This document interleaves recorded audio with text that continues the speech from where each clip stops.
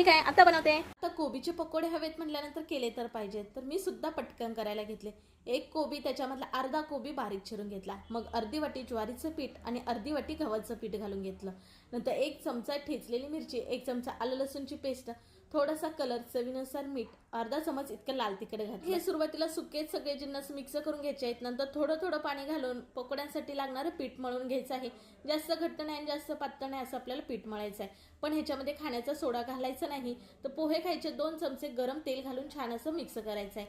नंतर काय, मग गरम तेलामध्ये अशा प्रकारे पकोडे सोडून घ्यायचे आहे. बघा, मैदा कॉर्नफ्लॉवर न वापरता आपण घरातली गव्हाचं पीठ आणि ज्वारीचं पीठ वापरून पकोडे केलेले आहेत. खायला म्हणाल तर एक नंबर चवीला लागतात. खरंच एकदा करून बघा.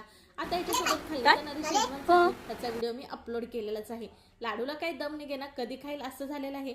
त्यांनी खाऊन छान छान सांगितलेलंच आहे. चला, तुम्ही कसली वाट बघताय? सबस्क्राईब करून घ्या लवकर.